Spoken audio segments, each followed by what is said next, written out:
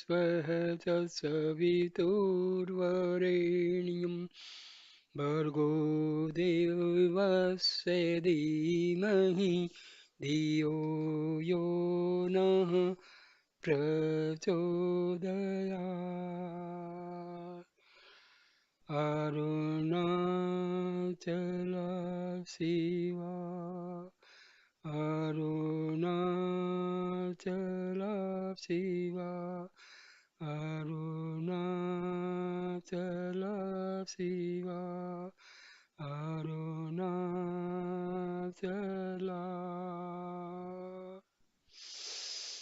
ॐ भूर्भुवः स्वः तत्सवितुर्वरेण्यं भर्गो देवस्य धीमहि धियो यो नः प्रचोदयात्। ॐ शान्ति शान्ति शान्ति। By reciting these mantras, our spiritual level is raised to very high level, and the words come out of this mouth are of very real nature. So, dear friends, today I am giving you a video on Arunachala Akshara Manamalai of Maharishi Sri Bhagwan Ramna. So I start the video. Most of Bhagwan Sri Ramna's compositions were written in answer to a query put, a doubt raised, or a request made by some devotee or other. Some of them came out of him as the expression of an inner urge. He was no author in the ordinary sense of the term. The truth he saw, he revealed to those who wanted to have a glimpse of it. When Sri Ramana was staying at the Virupaksha cave on the Arunachala hill, the devotees who were then with him desired that he should compose a song which they could sing while going out for begging alms. But there was no response then. Subsequently, however, when he was walking round the sacred hill one day with devotees following him, the litany Arunachala Aksarmanamalai, being divinely inspired, welled forth from him spontaneously. Referring to the manner of this composition, he himself later on said that it was not the result of any premeditation or conscious cogitation, but that it came out of his heart unexpectedly and spontaneously. Of the hymns on Arunachala composed by Sri Ramana, the Arunachala Akshara Manamalai was the earliest. The very name Arunachala had fascinated Sri Ramana right from his childhood. It was in search of Arunachala that he had left his home as a lad of 17. In the note that he left behind, he had stated that he was going in quest of his father and that no one need go after him. After arriving at Tiruvannamalai, he stayed there till the end of his earthly life. To him, Arunachala was no mere hill. It is the visible symbol of the Absolute Spirit. He found no contradiction between his Advaita experience and devotion to Arunachala. In fact, there can be no opposition between jnana and bhakti at the highest level. That view which holds that there is no place in Advaita for either God or devotion is clearly mistaken. There is an old Sanskrit verse which says that it is by the grace of God that even the inclination towards Advaita comes to a few. What is called God in the language of religion and mysticism is the same as the absolute of Advaita. In bridal mysticism, the devotee considers himself to be the bride of God. He employs the intimate language of love in conversing with his Lord. All the processes connected with carnal love are observed to take place between the devotee's soul and the bridegroom, except the carnality. The devotee pins for cringes, cajoles, chides, and quarrels with the beloved. There are courtship, union, separation, and reunion. In that phase of mysticism, which is known as bridal mysticism, the mystic revels in the love play with the divine. The culmination of this sadhana, however, is the realization of new non-duality.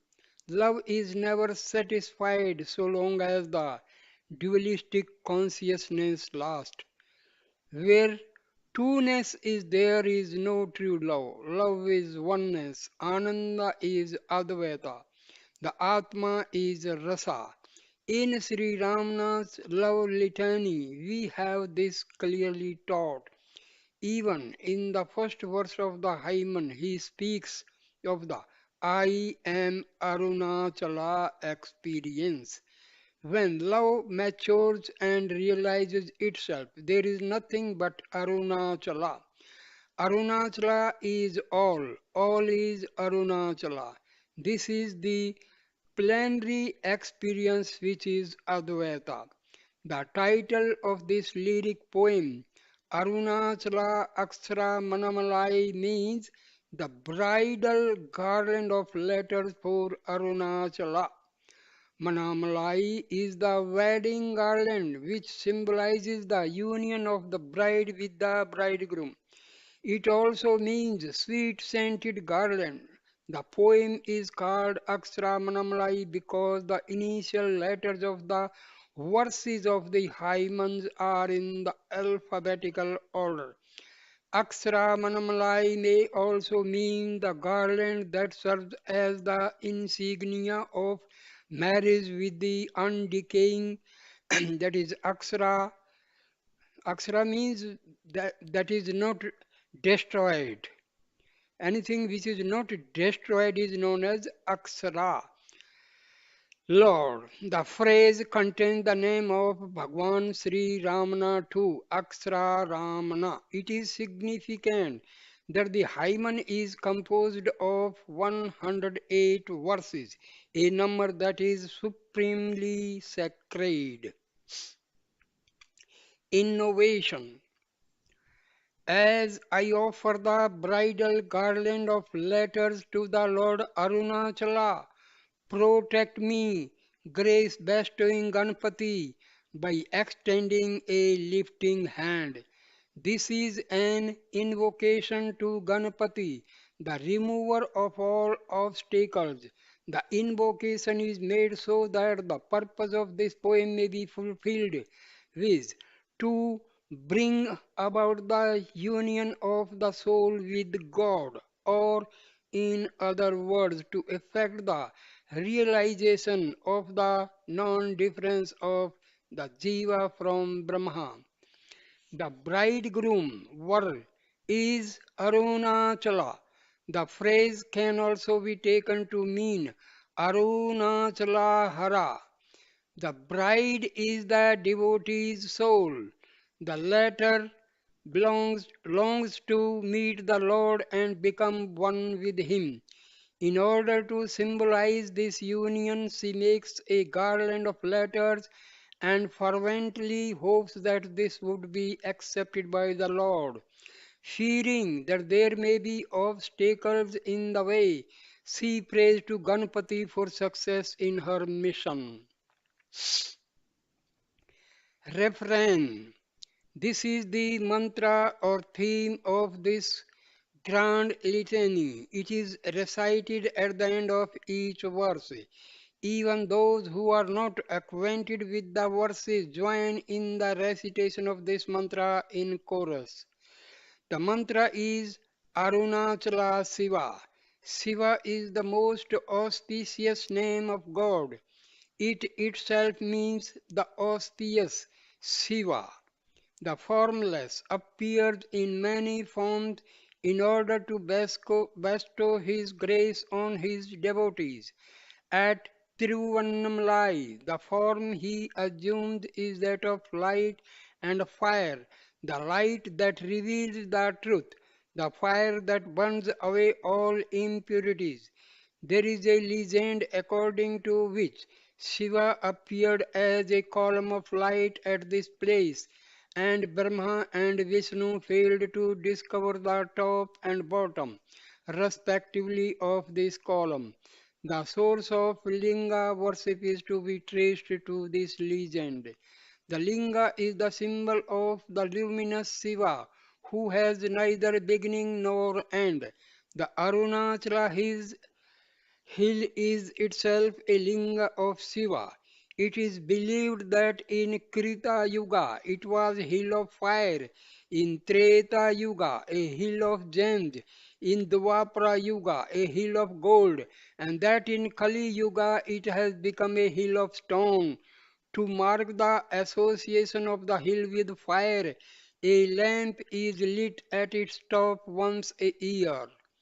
Arunachala, the fire hill, is the symbol of the immutable reality. To the devotee, Arunachala is the bridegroom. O Arun, now first verse meaning. O Arunachala, dost root out the anxiety of those who think I am verily Arunachala. It is God's grace that leads to self realization. The culmination of devotion, bhakti to God lies in the realization of the non dual spirit. Arunachala, the Supreme God, is the self of the so called individual soul. What prevents the soul from realizing this fact is the ego, born of ignorance. The ego, the pseudo I, has usurped the place of the real I. Usurped means it has stolen. The real I, God, the soul, identifying itself with the ego, has estranged itself from God. The purpose of devotion is to remove this estrangement and bring about the recognition of God as the real I. The final realization is of the form I am Arunachala. I and the Father in heaven are one. Here the word I denotatively and connotatively means God and not the ego.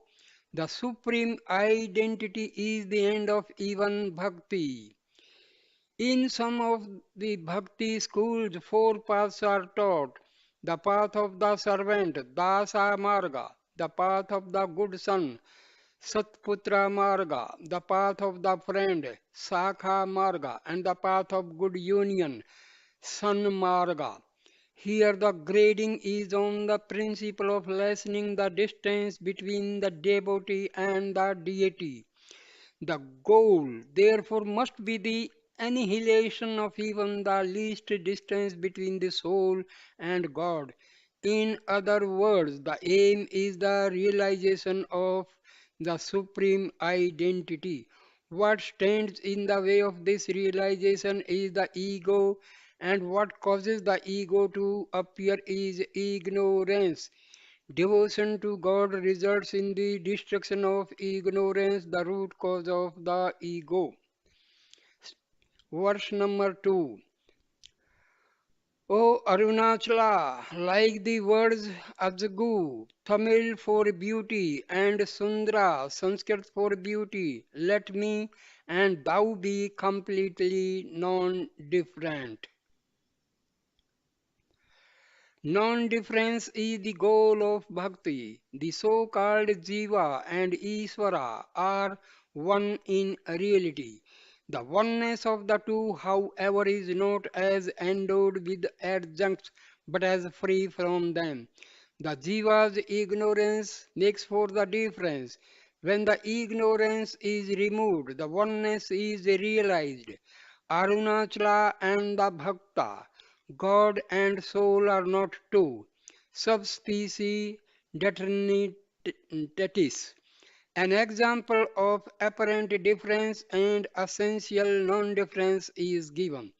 The Tamil word Asgu means beauty. The Sanskrit word Sundara also means the same. One who knows either language alone may imagine that the two words have different meanings. Most language controversies arise out of ignorance.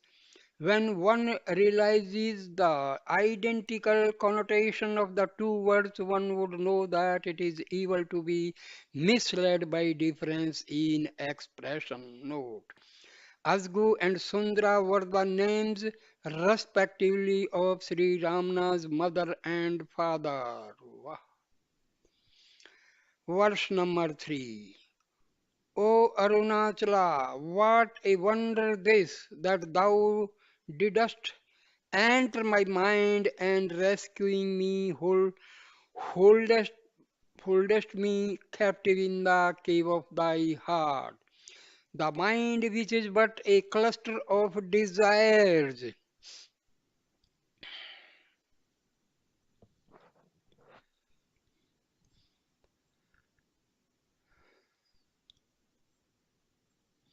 the mind, which is but a cluster of desires, and the home of unrest, is the Jiva's residence.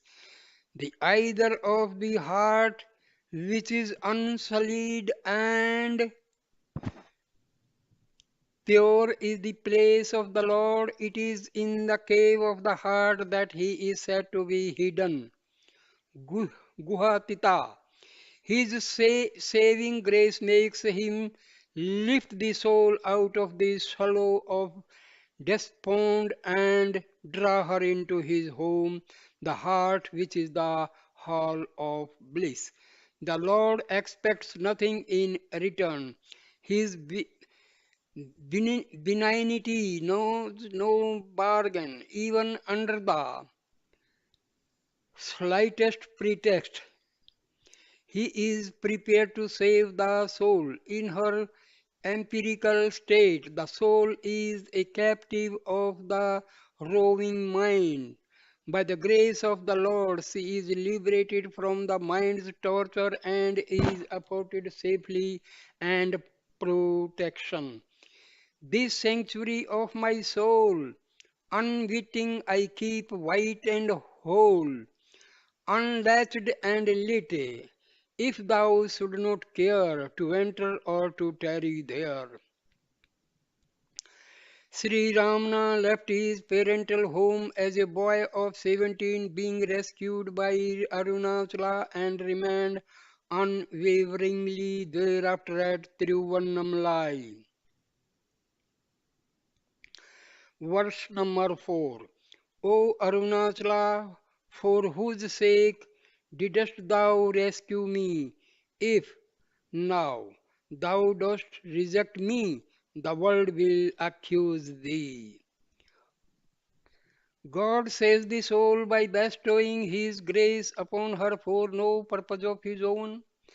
He has nothing to accomplish, no end to achieve. It is for the soul's sake that He rescues her from bondage.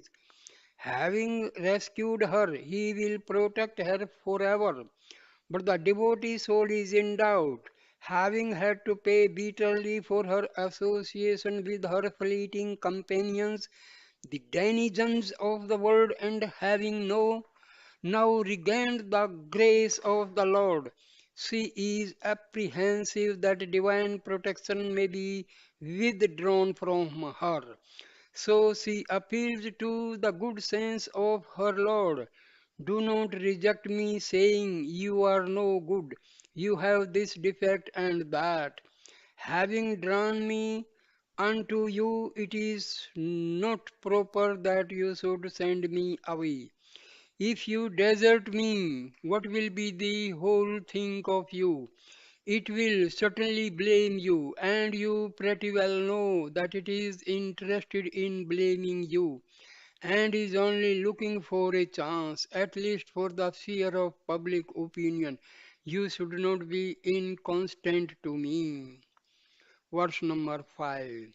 O Arunachala, save thyself from this accusation. Why didst thou make me pine for thee, who will hereafter leave thee? The devotee soul is jealous of the reputation of the Lord. She would not bear to think that he, the most compassionate one, should be accused of harshness and desertion. Look at her own plight. If she had not been rescued at all, there would be no problem. She would have continued to enjoy the delights of the world, imagining that they constituted happiness, but the Lord has created in her a taste for the infinite by revealing Himself to her, and she has learned to pine for Him.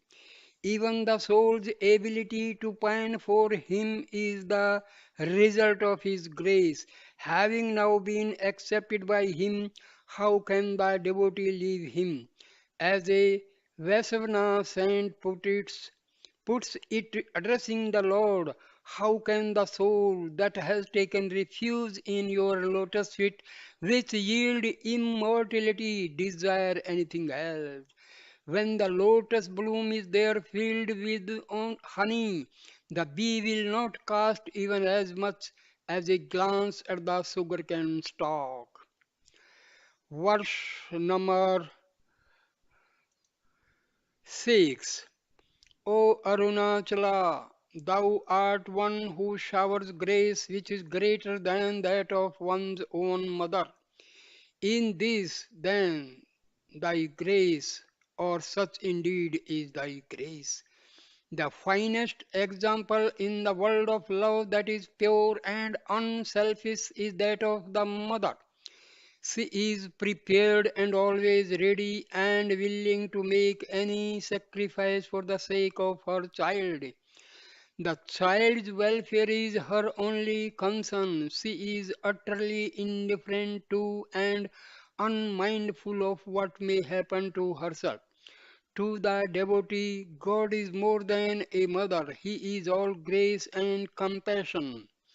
Dayamaya, an ocean of unbargaining love. Kripa Jalanidhi. He showers his grace without let or hindrance. He expects nothing from the devotee soul, nor even her allegiance. He creates the cosmos, protects it, and periodically withdraws it in order to enable the soul to progress and eventually gain the greatest possible benefit, that is, liberation. Advert, adverting to the fear expressed in the previous verse. The devotee soul now points out to the Lord that if he were to desert her, it would not be in keeping with his loving nature, which is even finer than that of a mother. So the devotee asks, is this thy grace? Or the words Iduvo Wundrul may be taken to mean, such indeed is thy grace, a grace that is greater than that of a mother. The Lord of the Rock Temple at Tiruchinappalli bears the name Matru Bhuteswara. Thea Manwar, the one who came as the mother. Verse number 7. O Arunachala, be thou firmly seated in my heart so that it may not run away, duping thee. The pranks that the mind plays and the ways that it adopts for deceiving itself are well known. Ordinarily, the mind moves out through the sense channels and gets distracted and dissipated. It is centrifugal in its tendency and allows itself to be dragged in different directions at the same time. The taming of the mind is a hard task. The disciplines that are prescribed in the sacred texts are designed to subdue the mind and make it one pointed. It is easy to perform miracles such as walking on water or sitting on fire, says a Tamil saint. It is easy to accomplish such difficult feats as making the elephant and tiger do one's bidding. But that skill is hard whereby one controls one's mind and sits still. In the Bhagavad Gita, Arjuna complains to Sri Krishna, unsteady verily is the mind, turbulent, tenacious, and strong to control. It is as difficult, I think, as it is to curb the wind. Sri Krishna agrees with Arjuna and says, without doubt, the mind is difficult to subdue and unsteady, but it can be controlled through practice and dispassion. In the Sivananda Lahari, Sri Sankara likens the mind to the monkey that jumps from one branch of a desire to another, goes from one hill of passion to another, roams about in the forest of delusion, and is extremely active and mischievous. Addressing Shiva as the prince of beggars, Kapalin, he says, take this monkey as my arm gift to you, after tying it firmly with the rope of bhakti. The purpose of devotion is to sublimate the mind and make it one pointed. Prahlada prays to Narsimha. The love that the ignorant bear for the objects of sense, may that love that flows towards you as I contemplate you remain constant without leaving my heart. In the present verse, the Lord is implored to sit tight in the heart so that the heart may not go astray. Even the Lord has to be vigilant and keep constant watch over the doings of the heart. The heart may run away if the hold on it is slackened even a little. It is deceitful and may want to deceive even God, deceiving you. If the words are split as Unneye Matri, the phrase would mean changing or transforming even you. Verse number 8. O Arunachala, reveal thy beauty so that the mind which is by nature roving may get quiescent, seeing the uninterruptedly. The mind runs without rest. It revolves round the objects of sense, imagining that its happiness lies there. As desires arise, it seeks to fulfill them, hoping to derive satisfaction that way. But the more it gets, the less contemplate it becomes. The faster it runs, the more it re- the more restless it finds. All this mad rush for sense objects is born out of a false view which presents those objects in an attractive way. It is the bliss that is the self Atmananda that is reflected in the objects Vishyananda, and it is this reflection that fascinates the mind. The shadow is mistaken for the substance, the dry bones for the juicy flesh. The mind gets disappointed each time it gains its wish, yet the lesson is repeatedly forgotten, and the same story of striving, gaining, and losing goes on. In order that the mind may be weaned from sense objects, God is implored to reveal His beauty. In truth, there is no beauty other than God. The so called beautiful objects of the world are but pale reflections of the splendor that is God, broken arcs of the perfect orb. God is Bhuvana Sundara, the beauty that can ravish the entire world. He is Rasa, the sweetness that surpasses every taste. Brahmananda, the bliss that is without limit. Nitya Nitatisaya Sukha, happiness that is never excelled. The saints who have seen God have described him as a Manmatha Manmatha, the Cupid of Cupid, and Madana Mohana, the beauty of beauty. For the sake of saving souls by enticing them, God is born in the world as Avatara. The names of avatars as Rama and Krishna indicate their purpose also, which is to bring delight into the hearts of beings.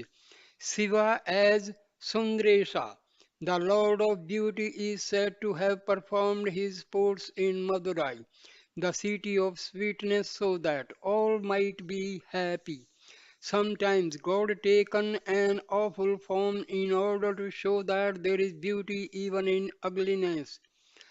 Looking at the Narsimha, man lion form of the Lord, Lakshmi began to shudder and was afraid to approach it. But the boy Prahlada danced with joy, ran to the Lord and sat on his lap. Sri Krishna revealed to Arjuna his cosmic form, Visvarupa, after granting him the divine eye, Divya Chaksu. Arjuna could not stand the sight of the Ghora Rupa, frightful form, for long and prayed to Sri Krishna to resume his normal and usual form. In order to captivate even the ordinary mind, God has to take a comely form. It is then that the mind is likely to leave its vain pursuit of the fleeting pleasures of the world and lie quietly contemplating the beauty that is God. Verse number 9. O Arunachala, if thou dost not join me now, destroying my equity, is this thy manliness? The devotee soul appeals to Lord to join her and make her his own. She has come of age and is now mature. She has also chosen the Lord as her consort and would think of no one else. It is now time for him to come and take her under his protection. Not being able to bear isolation anymore, she cries out to the Lord, imploring him to come. It is only He, the bridegroom, that can destroy the soul's virginity, which is equity. The devotee soul takes the liberty of rebuking the Lord, saying that if he does not do his part, he would forfeit his title to Purushottam being the supreme male. Verse number 10. O Arunachala, why this sleep? While others are dragging me, does this become thee? The rivals to the Lord are the senses and their objects. They drag the soul even though they have no right to do so. The control over her is illegitimate, belonging to the class of not self as they do. They ought not to get into an alliance with the soul. But the ignorant soul, forgetting her spiritual nature, consorts with the senses and their objects. The latter hold her captive to their whims and fancies. When the soul realizes her sorry plight, she becomes a devotee and remembers that she belongs to the Lord.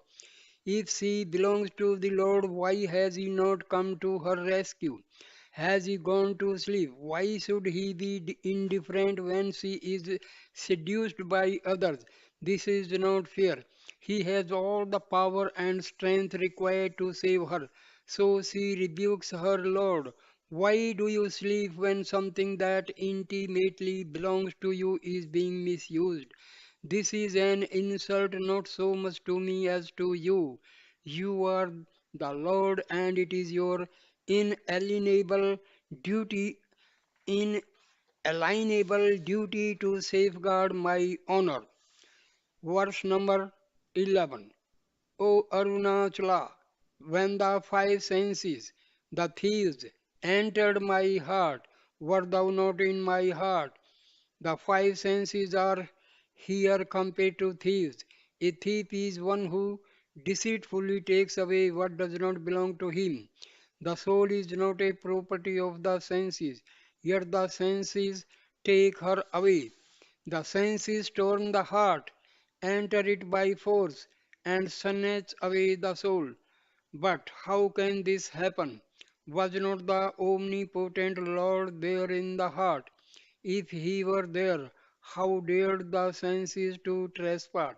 It is not possible that they have power over the authority of the Lord. Being present in the heart, he could not be sleeping, for he is ever wakeful. He is all seeing, always. Sarvadriksada. Shall we say that he was not present? But how can that be, since he is present everywhere? In the following Sanskrit verse, the passions are compared to thieves, desire, anger, and greed. These thieves reside in the body in order to steal the wisdom gem. Therefore, be awake, be awake. Verse number 12. O Arunachala, deceiving thee, who art one without a second, who will come in? This indeed is thy guile. If it is not possible to assume either that the Lord was not asleep or that he was not absent when the sense thieves entered the heart, what is the conclusion one is inevitably led to? It is this wish that all this is the Lord's Maya. He cannot be deceived. Who or what is there to deceive him, since he is all? He is one without a second. The world of plurality is his play.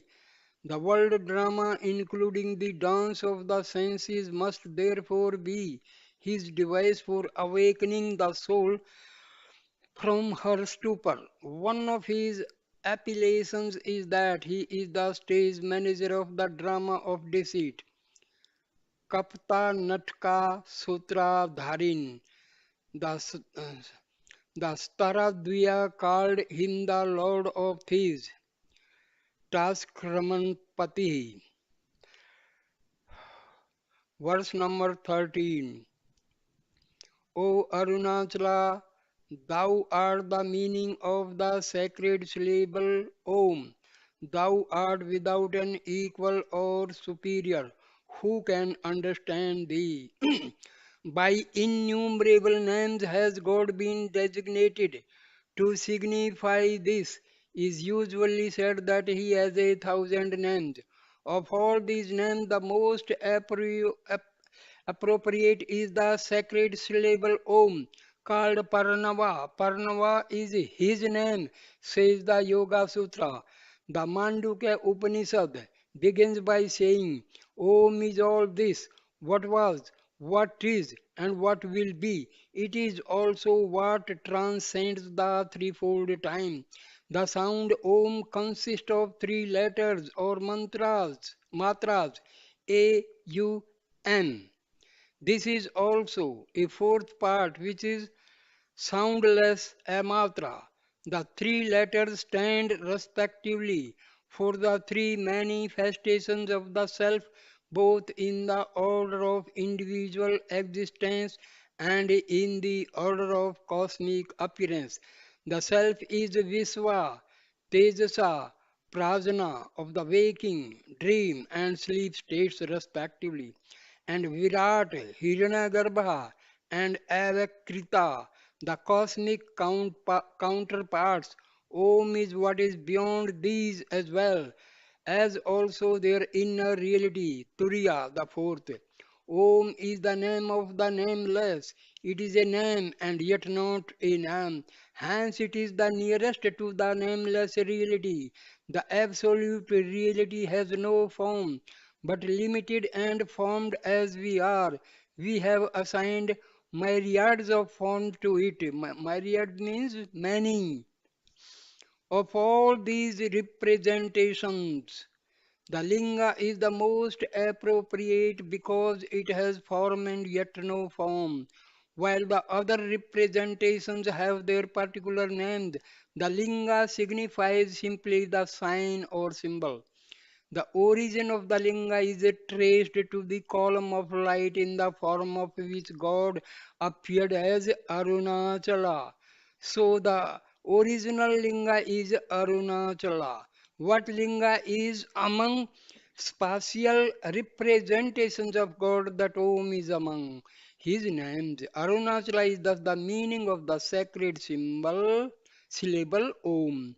Since Arunachala is all, there is nothing that is equal to him, nor anything that is superior to him.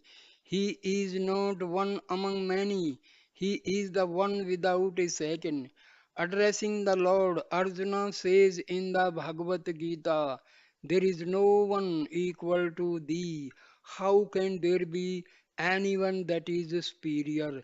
The Vedanta teaches that God or the Absolute is the sole reality. It is not easy to understand this reality. Brahma is that whence speech and mind return, not being able to reach. It is the transcendent reality that defies description. It is that which the mind is powerless to understand, but which yields to mind the power of understanding. It is the mind of mind, the understanding of understanding. Verse number 14. O Arunachala, bestowing on me thy grace like a mother, to redeem me is thy duty. In verse 6, God was described as one who is more than a mother. Here again there is the comparison with mother. A mother's love is the summit of human love. We who approach God from the human angle do naturally apply to Him all that is best and noblest in human nature. Here is a prayer to God, and He should protect His devotee who is His child. God is the universal parent, He is the mother as well as the father. Saving the children is not an optional function of the parent. It is her duty. So the devotee reminds God of what is but his duty, a duty not imposed on him by an external authority, but one which is his own ordinance. The expression unvaipole may also be taken to mean as on mother, when the interpretation of the text would be this: as you bestowed grace on mother, so bestow it on me too and save me. That is your duty. The reference here is to the story of Parvati gaining half the body of Shiva at Arunachala. Verse 15. O Arunachala, being the eye of the eye, without eye thou seest. Who can see thee see? Of all the sense organs, as the saying goes, the most important is the eye. What light is for the external world, that the eye is for the living individual. The eye is even more important than light, for what is the use of light if there be no eye to see? The eyes may be wide open and in a sound condition, but if the mind be absent, they cannot see. While without the eyes, the mind can see. Without the mind, the eyes cannot see. In dreams, the physical organs do not function, but the mind creates its own organs and causes experience. The mind, too, is not an independent light, it borrows luminosity from the self. In sleep, the mind does not function, yet there is experience, the experience of the non existence of objects. That experience is the self. God is the self. The I that never fails. As Sri Ramana says in the 40 verses on existence, the self is the endless I. Antamilak Khan. In the present verse, he observes that Arunachala is the eye of the eye, answering a question about the moving power behind the sense organs and mind. The Kena Upanishad seeks to indicate the nature of that power which is Brahma by saying that it is the ear of the ear, the mind of the mind, the speech of the speech, the breath of the breath, the eye of the eye. The third eye assigned to Lord Shiva is a symbol of the fact that the Supreme is the eye of the eye. The eye derives its ability to see from God, but God does not depend on the eye for seeing. God sees without the help of the eye. God, the self, is pure experience. He makes all experience possible, but he himself is not an object of experience. Only the conditioned can be experienced. The unconditioned is never an experienced content. Here, Sri Ramana asks, who can see thee? Verse 16. O Arunachala, like magnet which attracts iron, thou shouldst draw me and without letting me go, be in union with me. One of the familiar similes for bhakti devotion is the attraction of iron filings by magnet. This figures as one of the five found in a verse of Shivananda Lahiri. The seeds of the Ankola tree on falling to the ground go and attach themselves to the trunk of the tree. The needle sticks to the magnet. The chaste woman thinks constantly of her Lord. The creeper winds itself onto a tree. The river flows unceasingly towards the ocean. When the mind in a similar way remains at the feet of God without moving from there even for a moment, that is bhakti. The point to be noted about the simile of the magnet is that without itself moving, the magnet draws the needle unto itself. The nature of the needle is such that it gets influenced by the magnet. God is the unmoving Achyuta principle, yet his influence moves the devotee's soul, who in turn seeks him alone to the exclusion of all other ends. Here in this verse, the soul longs to lose herself in the being of God. She implores her Lord to engulf her so that there may be no individuality left in her. The union viewed from the side of the soul is sometimes compared to that of water with water, milk with milk. Verse 17. O Arunachala, ocean of grace in the form of a hill, graciously bestow thy grace on me. The Lord appeared as the hill of light. The analogy of the hill is designed to remind us of the majesty, magnificence, and magnitude of God. The splendor of Arunachala is immeasurable. He is beyond the reach of speech and mind. Even the gods could not gauge his greatness. He seems to stand afar, towering over everything. He is transcendent, yet he is immanent. There is nothing nearer than he, for he is the self of all. He is the vast sea of mercy, the ocean of grace. The mythical milk ocean is the symbol of benignity and benevolence. God is compared to the ocean by virtue of his graciousness and goodness.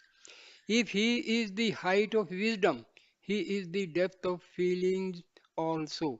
He encamp, encompasses all, engulfs all. It is on his grace that all subsist. There is no prayer that is more efficacious or noble than the one for the descent of his grace. People often pray for petty things. This is no doubt better than not praying at all.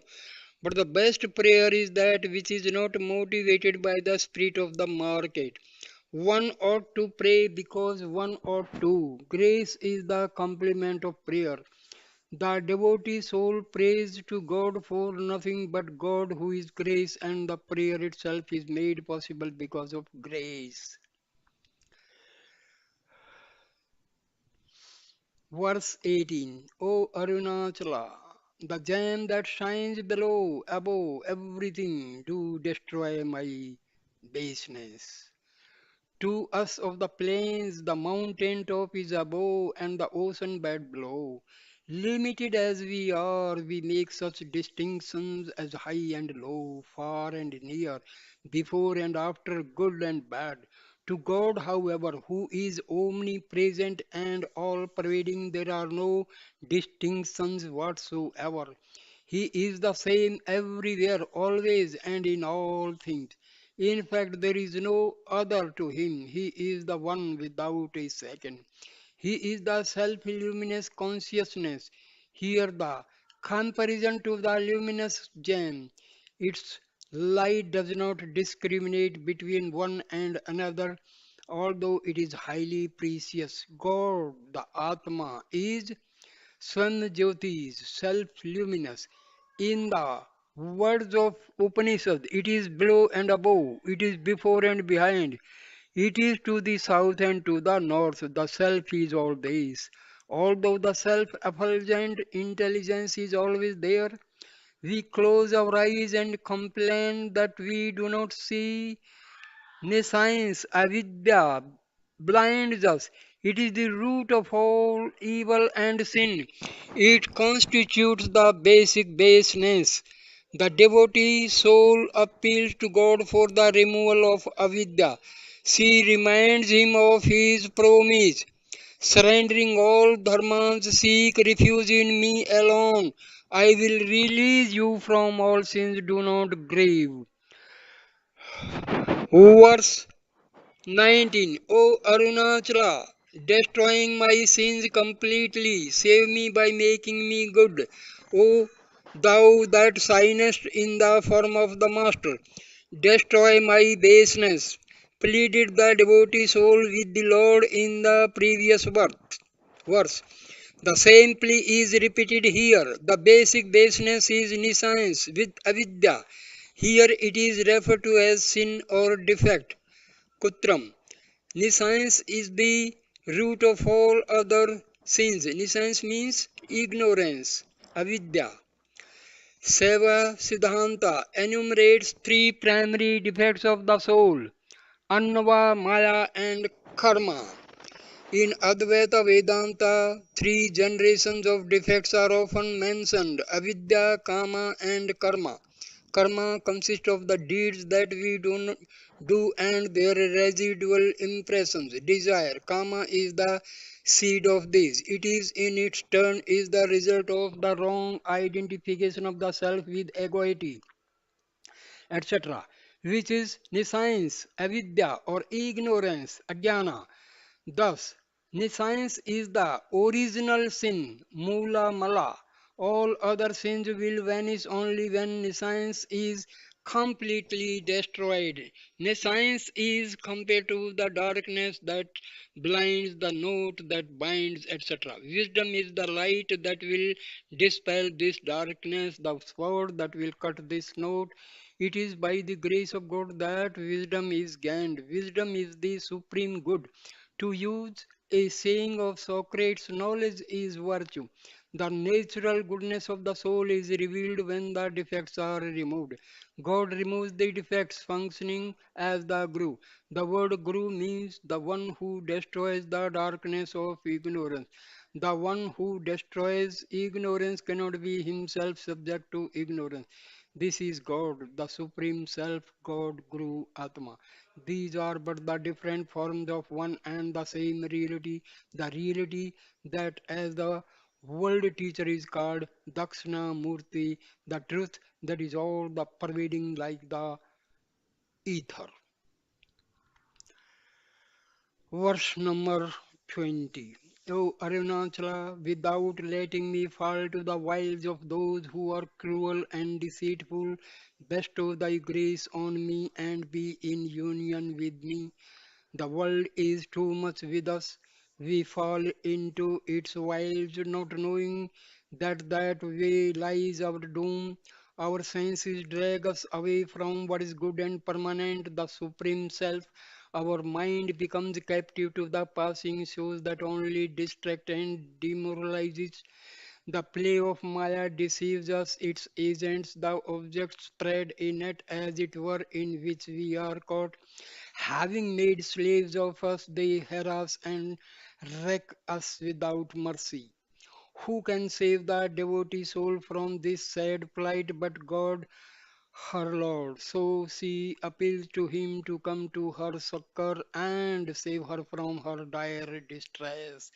If only she could get reunited with her Lord through his grace, no harm would happen to her.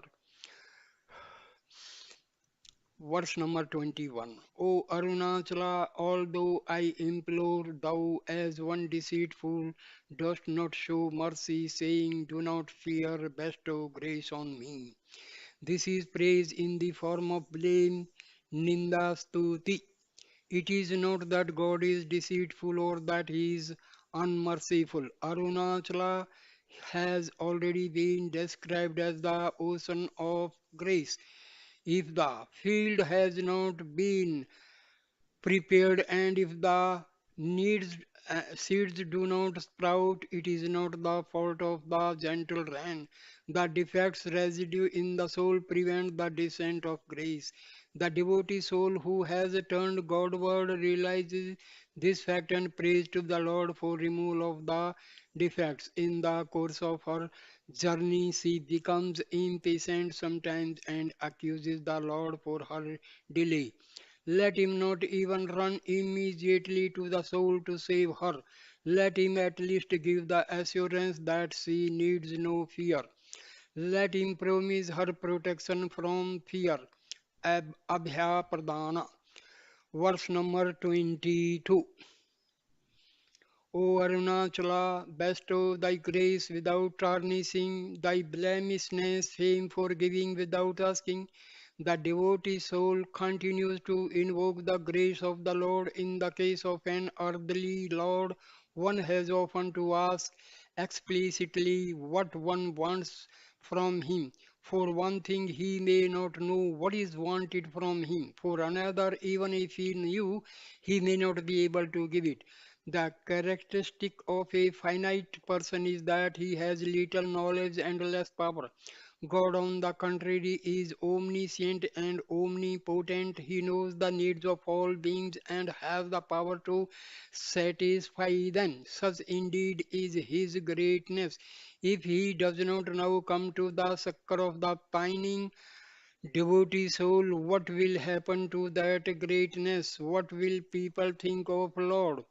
Will they not either belittle his knowledge or accuse him of heartlessness? So, at least to safeguard his reputation, he should shower his grace on the devotee soul. Verse number 23. O Arunachala, grant thy grace that I may become mad with joy drinking thee, the genuine juice as from a fruit on the palm of one's hand. The fruit on the palm of one's hand is the usual simile for anything that is crystal clear and has been attained without doubt. The fruit that is ordinarily mentioned in this connection is the amalka, Amblic myrobalan. In the present context, however, a fruit like the grape would be more appropriate. God is compared to fruit juice because of his delight-giving nature. He is the supreme essence, rasa. The Taittiriya Upanishad declares, the essence is he. Having obtained the essence, one becomes happy. Who can breathe in or breathe out if this happiness in the heart ether were not? And it is He that brings in happiness. Verse number 24. O Arunachala, determined as thou art to kill thy devotees, how am I to survive after embracing thee? The goal of Advaita mysticism is the identity realization, which means the transcendence of even the devotee-devoted relationship. This is the significance of the sentiment that God is determined to kill his devotees.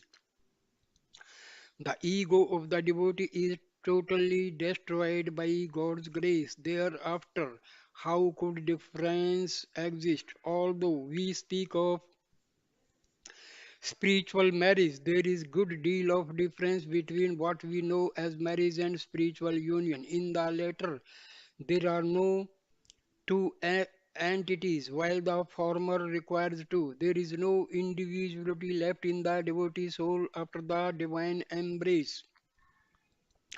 The act of embracing the divine is a process of self-noting.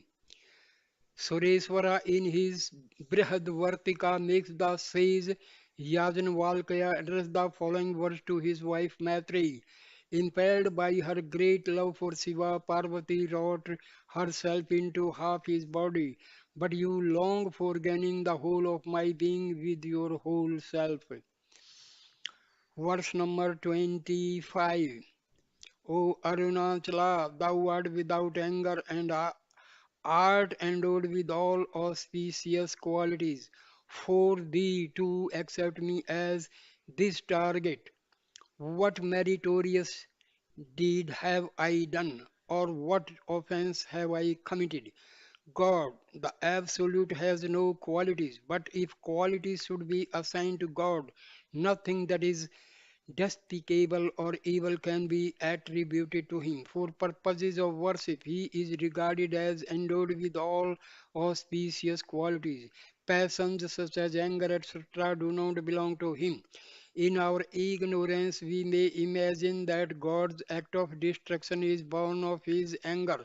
But those who know the truth know that world destruction is the most benevolent act of God. As sleep is to the individual soul, so is cosmic dissolution to the entire creation of the Trinity of Godhead. The function of destruction is associated with Rudra, Shiva, and consequently some are inclined to characterize Rudra as the angry god. This, however, has no justification. Rudra is Shiva, the most auspicious and blissful divinity. In the august presence of Arunachala Shiva, the devotee soul realizes her imperfection. Yet, if she should have received the grace of Shiva, it must be that she feels due to some past merit. Divine grace is not measured out in accordance with the desire of the soul. If that were so, it would cease to be grace. All that God waits for is the proper attitude of receptivity on the part of the soul. When the soul has become mature in this sense, grace descends on her and transforms her. She then becomes God's target. The expression Korean Sedan may also be taken to mean what offense have I committed? then it would be praise in the form of blame, ninda, stuti. The devotee soul tells the Lord, what is the offense that I am guilty of? Why is it that you have chosen me as your target for destruction? So I stop the video here. Thank you for watching and listening this holy scriptures Akshara Manamalai.